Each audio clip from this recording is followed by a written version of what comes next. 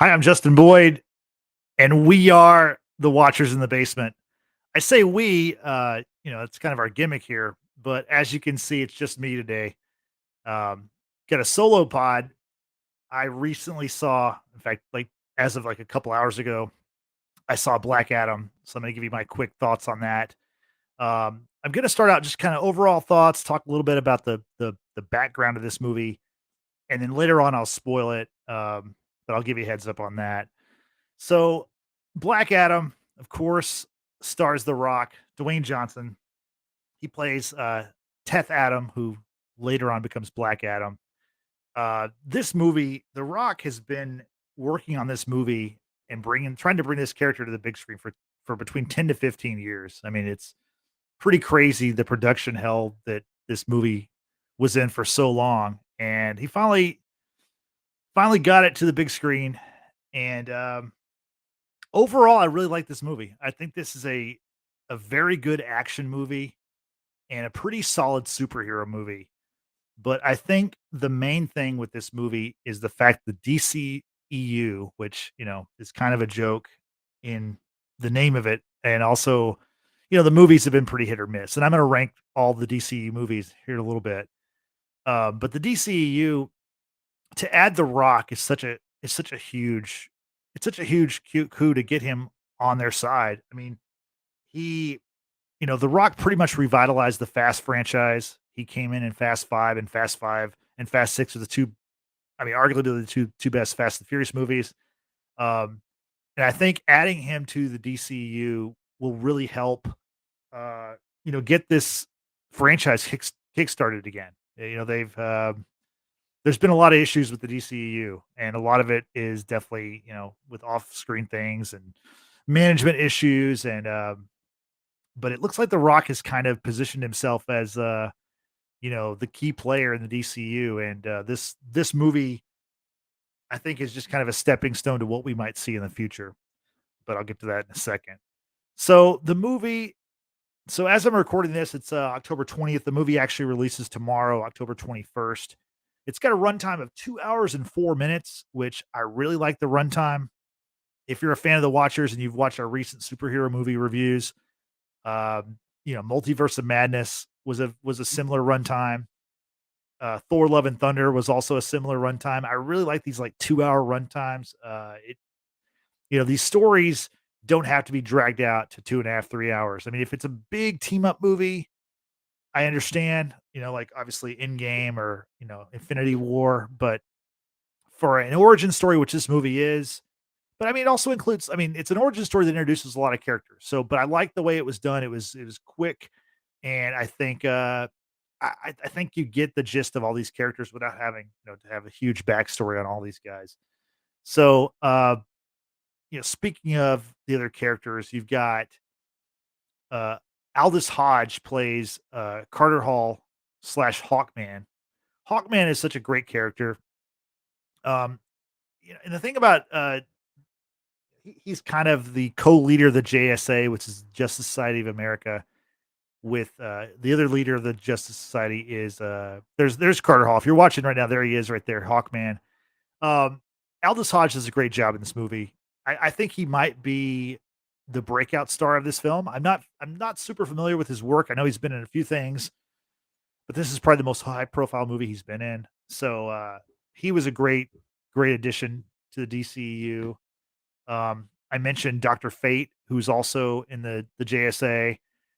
Dr. Fate and Hawkman. I'm fairly familiar with these characters. They were featured in Smallville. I know they've been featured in the Arrowverse. Obviously, they're in the DC comics also, but I'm not a comics reader. Uh, Pierce Brosnan uh, plays Dr. Fate slash Kent Nelson, and Dr. Fate is a character very similar to Doctor Strange. Actually, Dr. Fate was created before Doctor Strange, so there's a lot of things he does in this movie that will remind you of Benedict Cumberbatch's Doctor Strange, but you just have to remember that Doctor Fate actually came first. Uh, but no, Pierce Brosnan was great in this movie, and his kind of a limited, not limited, but a shorter run for this character than I expected. Also, you've got Adam Smasher played by Noah Centineo, which he is pretty big on the rom-com Netflix movies. So I'm not super familiar with him, but he plays Adam Smasher. Adam Smasher is a character that I have a little bit of familiarity with. He's a character who can, increase in size, almost kind of like how Ant-Man does. So he's obviously a big part of the team, and he's in this rendition of in this movie, this version of the character is actually the second Adam Smasher. His father was the original JSA member, and he was played by Henry Winkler, famously the Fonz actor, which has a brief cameo in the movie. Um, you've also got the character Cyclone, played by Quintessa Swindell. I'm not familiar with this actress, and I'm not super familiar with the character, but you can see her right here if you're watching on the stream. She spins around and has all these colors and stuff, and it's actually I think this character will have she's also a younger character, much like the Adam Smasher character. I think this character will have a big time future in the DCEU if the DCEU has a future, which I think like I said, the addition of The Rock will help with that. Anyway, this character was a great character in the film. Um, yeah, that's basically the main cast. There's some other big cameos, but I'll save that for the spoiler section. So this movie has a budget of $200 million, and the projections that I've seen for the opening weekend are between 125 million and 150. I think that might be low, but my predictions for the box office for these superhero movies has been off lately because I thought that Doctor Strange Multiverse of Madness was going to make a billion, although it almost did. And I thought Thor Love and Thunder would do better than it did, although, still respectable, 750 million. That's still a lot of money, but I don't think that Black Adam will make that kind of money, but it might make maybe 600 million maybe. And for an origin story for a franchise that, has been up and down and I think mostly down, especially with the bigger films, a $600 million opening movie from The Rock is a good start because I think he does have a big future with the DCEU. And speaking of the DCEU, this is either the 11th or 12th DCEU film. It depends on how you look at it. The DCU obviously has two Justice League films. You've got the 2017 version, which was directed by Joss Whedon, and you've got the Snyder Cut.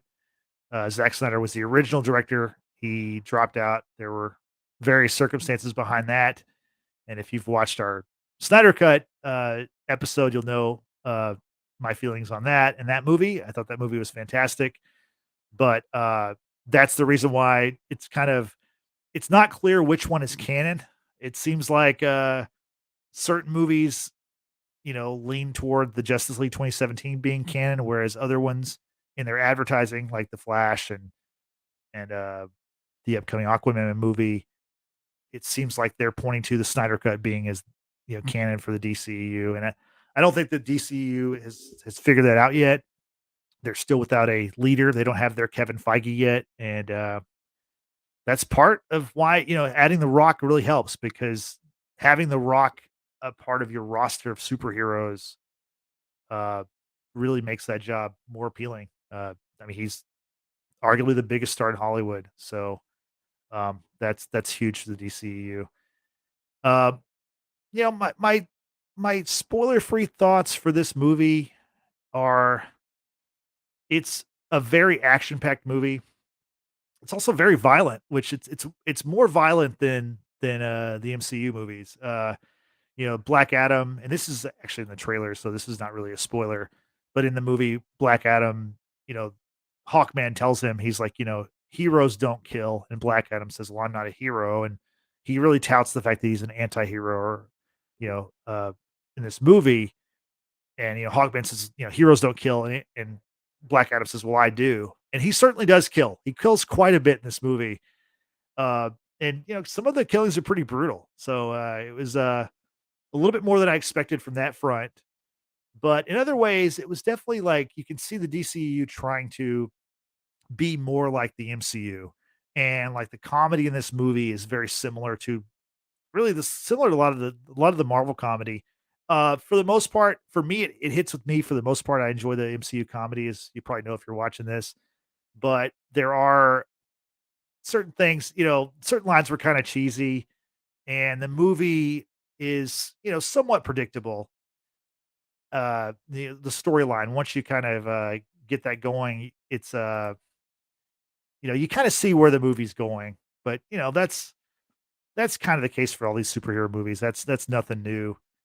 Um, yeah, I think that this film.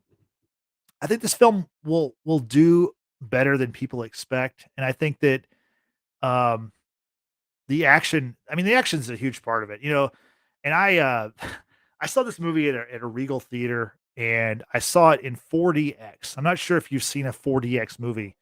This is actually my first time, sitting in one of those theaters, and it felt like a roller coaster. Like I was being jostled around, and, every time there's like a someone's punched in the face or there's an explosion, which there are a lot of explosions in this movie, you're being kind of thrown around, and it was pretty exciting. I mean, the action doesn't stop in this movie. I know that there's been some complaints recently with some of these movies. There's, not enough action. That's not the case for this film. And this is an all action film. There's there's obviously story in between, but there's a lot of fighting, and Black Adam is obviously very involved in the fighting, as you would expect. So let's see. Try to see. Are there any other things I can say before I get to the spoilers? You know what? Let's just do it. So I'm gonna spoil the movie here, and honestly, uh, if you followed the media for this movie, The Rock, he's been on Jimmy Fallon, he's been on various shows.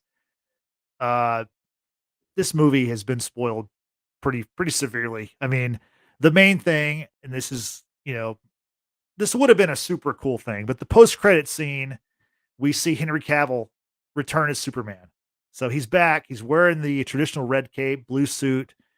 He's got the John Williams music playing, which is kind of strange because the John Williams theme goes with the Christopher Reeve Superman, whereas Hans Zimmer had a theme for the Zack Snyder Superman movies. But it's a very quick scene. Uh, at the end of the movie, Black Adam is dealing with Amanda Waller, who is from Task Force X. As if you've seen the Suicide Squad movie, or either Suicide Squad or the Suicide Squad movies, you'll know that she's in charge of Task Force X. And at the end of the movie, she basically tells Black Adam that if he wants to remain in his his fictional country of Kandag, he can remain there, but if not, he's gonna have to stay in one of her prison facilities. And of course, he's not down with that. And so she says something like, he says, no one on this planet can contain me. And then she says, well, I can contact people who aren't from this planet. And he says, bring it on, basically. And then 2 seconds later, you see Henry Cavill fly down, walks up to Black Adam, and he's like, "Hey, we need to talk." And then that's it. But and it's a great post credit scene. Honestly, I wish it wasn't spoiled. It's been on YouTube for a couple of days now. People posted it, and you know, like I said, The Rock has been teasing the Superman stuff for so long. But it's exciting to see Superman back. And I honestly didn't think Henry Cavill was gonna be back as Superman. So I think it's great to have him back.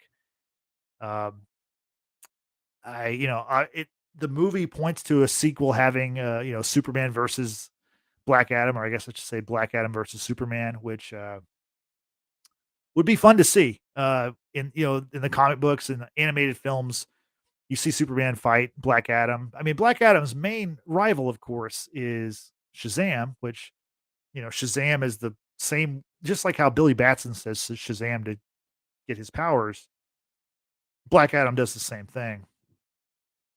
So, it's very curious what at some point you got to think that Black Adam and Shazam are gonna meet on the big screen. But in the meantime, it seems like Superman, it will be in the next movie, or maybe, maybe it'll be a Superman movie and Black Adam will be, a part of that movie. I'm not really sure, but there's been a lot of talk since The Rock has been talking about Superman lately that the DC is working on Man of Steel 2. I don't know if that's gonna be the title of it, but they're trying to come up with a sequel to the Zack Snyder 2013 movie. And, it's really interesting to kind of pick up where we left off with Superman, because last time we see Superman was obviously in the Justice League, which, as I said before, there's 2 versions of the Justice League. And I mean, the thing about those movies, they're vastly different. I mean, the Snyder cut is 4 hours long. It's double the time of the theatrical cut.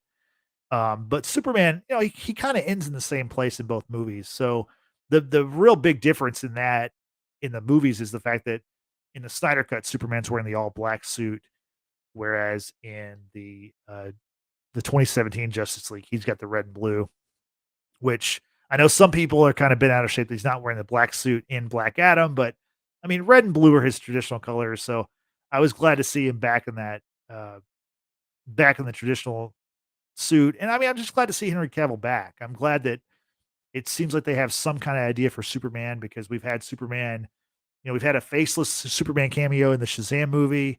We had a faceless Superman cameo in the Peacemaker series.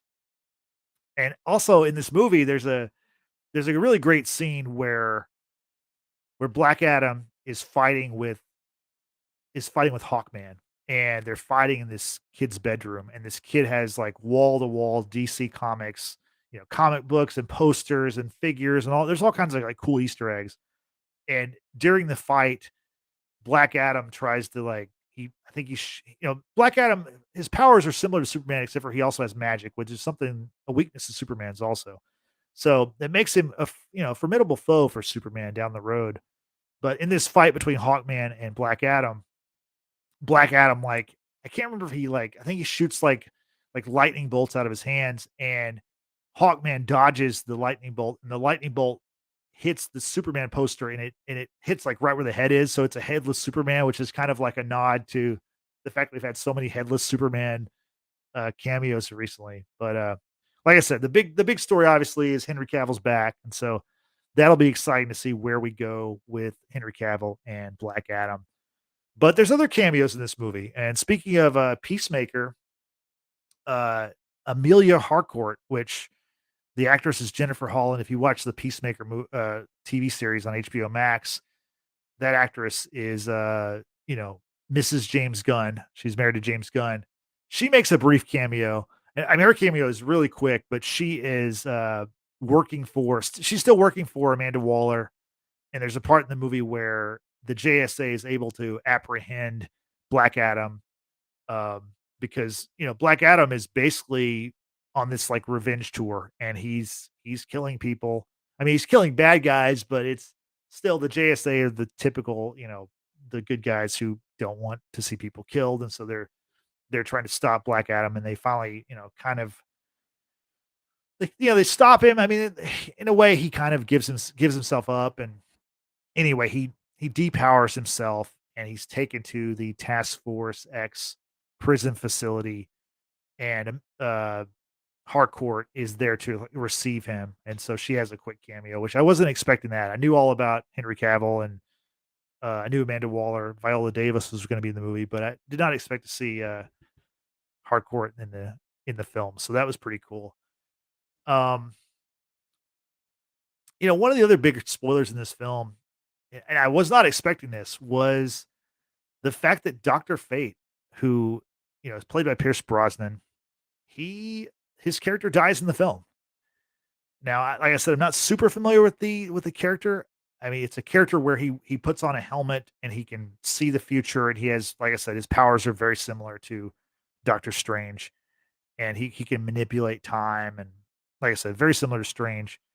But he makes a sacrifice play to save the rest of the JSA, from this evil like Devil King, who is the villain in the movie.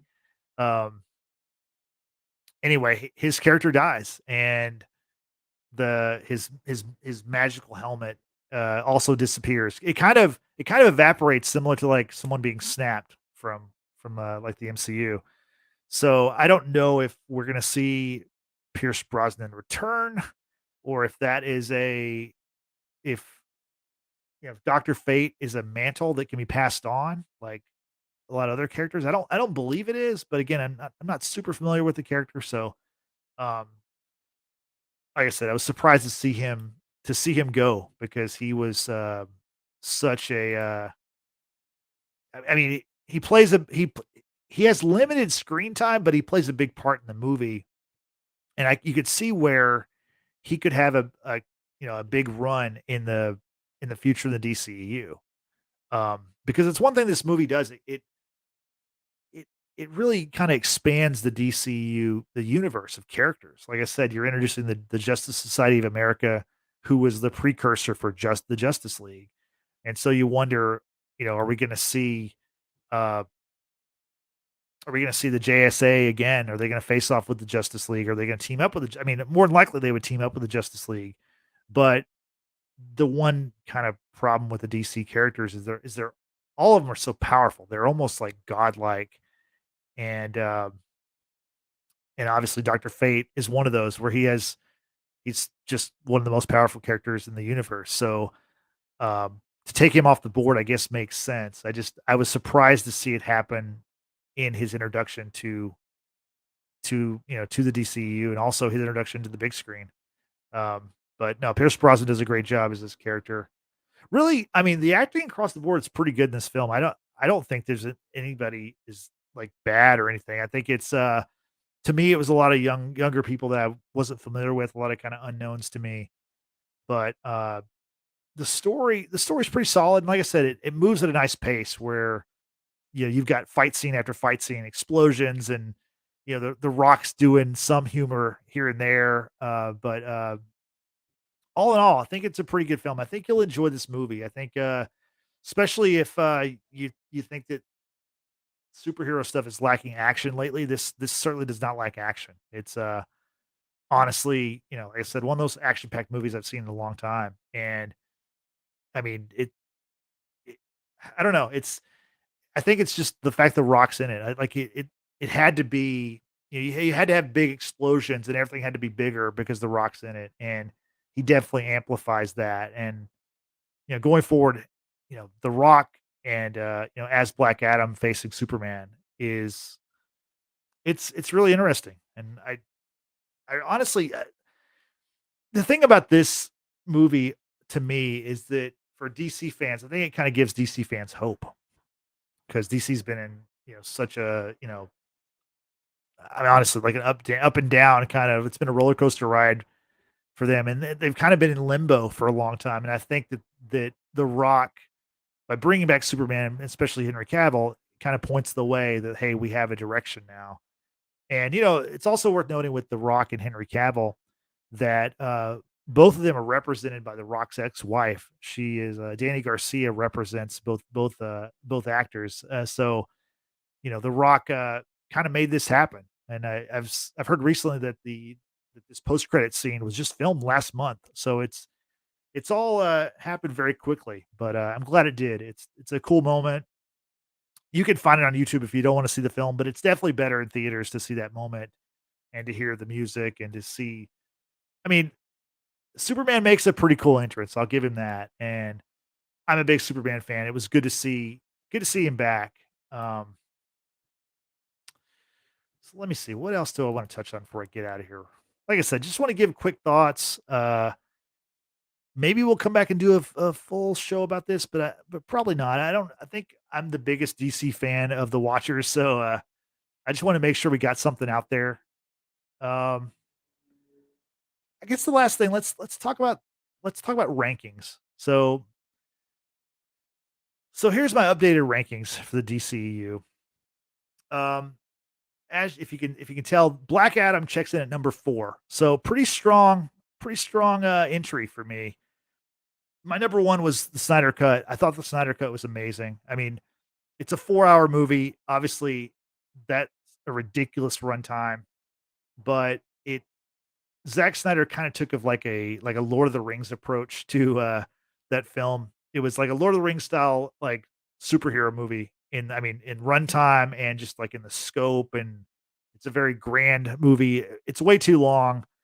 I agree that. I agree with you if that's your complaint, but I really enjoyed the Snyder cut. My number 2 is Shazam. I've said this many times, but Shazam is basically an MCU movie in the DCEU. It I think it would fit perfectly with the MCU if for whatever reason Disney bought the rights to Shazam, which I don't think that's going to happen. But anyway, that movie, the comedy, the action, everything is like perfect with the MCU. Number 3 was the Suicide Squad, not to be confused with Suicide Squad, but the Suicide Squad, which is directed by James Gunn, which came out last year. Um, has a ton of characters. It's a ridiculous movie. It's more of a comedy. I definitely know that it's not a favorite of many, but I really enjoyed it. And then, like I said, number 4 is Black Adam. Uh, just action. It's a great action movie, and it's The Rock. You know, like The Rock, he delivers, and I think he delivered with this movie. Number 5 is probably my most controversial because it's Wonder Woman 84, which I think everybody in the world hated but me. I actually like that movie better than the original. Um, I thought it was just a superhero story, you know, like it was just a, you know, there's a MacGuffin in Black Adam, there's a MacGuffin in Wonder Woman 84. I thought it was just a, you know, pretty decent superhero movie that for whatever reason everyone hated last year or 2 years ago now. Number 6 is Wonder Woman, the original movie. I like the movie. I think it's very similar to Captain America: First Avenger, just not as good in my mind, but it's a period piece. It is well done. Uh, I just prefer the sequel to that movie. Number 7 is Aquaman.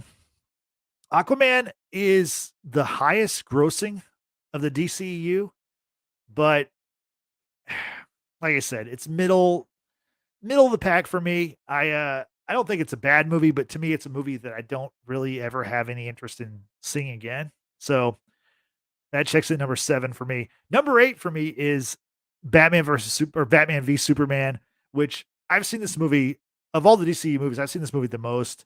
This had the, you know, the most potential. Should have been like the best, I believe. I mean, whenever you put, you know, Superman and Batman on the big screen for the first time together, it should be an absolute, you know, home run, but it wasn't. There's a lot of really cool stuff. There's a lot of really dumb stuff. I've talked about that ad nauseum, but so Batman v Superman's number 8. Number 9's Man of Steel, which Man of Steel, I mentioned the John Williams theme for Superman earlier, which is a great classic theme. Everyone knows it, you know. But the Hans Zimmer soundtrack for this movie is amazing. I love the soundtrack. It's obviously Henry Cavill's first movie as Superman, and um, you know, those are the highlights. The rest of the movie, I'm not really a fan of. My number 10 is Justice League, the 2017 movie, which has some decent parts in it, but once you see it like up against or compare it with with the Snyder cut, there's no comparison. It's just a watered down version that really kind of leaves you feeling pretty empty. So, and that's honestly that's what happened at the theater. You know, that movie Justice League was their big team up, and you know, Marvel built up to Avengers, and Avengers is $1 billion franchise. All 4 Avengers movies have grossed over 1 billion. I mean, Endgame grossed almost 3 billion, like 2.6 or 7 billion or whatever. So, and Justice League should have been that giant team up that, you know, really got the DCU like rolling, but it was the exact opposite. So, lots of reason for that, but it's the movie we got in 2017 is just a watered down version. My number 11 is Suicide Squad, which has a lot of great characters, some good actors, but it's just a mess of a movie. And it's also a movie where there might be a director's cut in the future. I'm not sure. There's a lot of talk about the director of this movie was David Ayer. Um, there might be an Ayer cut in the future. I don't know. We'll see. And if there is, I'm sure it'll be better than this movie because this is not a very good movie. And then my final is the Birds of Prey movie, which is I think horrendous. It's hard to like get through that movie. Honestly, it's really bad. I I would put it lower if I possibly could, but 12 is as low as I can go. So those are my DCU rankings.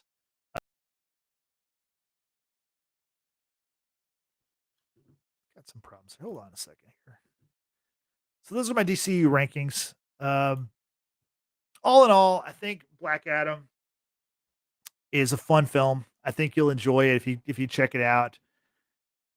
Is it the greatest superhero movie ever? No, but it's pretty solid. And like again, having The Rock is so important. I mean, it's to get the biggest star in the world to join your franchise. It's what the DCU needed, and I think the future looks pretty bright. So, thanks for checking out this review. Please check out the Watchers in the Basement on social media. We are on all the platforms. Let me get the graphic there so you can see it. There we go. Follow us. We're on Facebook, Twitter, and Instagram. We're at Watchers Basement. Also use the hashtag Watchers Basement to let us know what you'd like for us to talk about in the future. As far as our next broadcast, we've got a couple things coming up. We'll have Brittany and Amber will be back to talk about The Handmaid's Tale, the popular Hulu series. So they're going to be catching up with on that pretty soon. And then coming Monday at 5, we will have our season finale of House of the Dragon. It's the final episode, so we're all looking forward to that. So please check us out there. So anyway, we're also, we're this is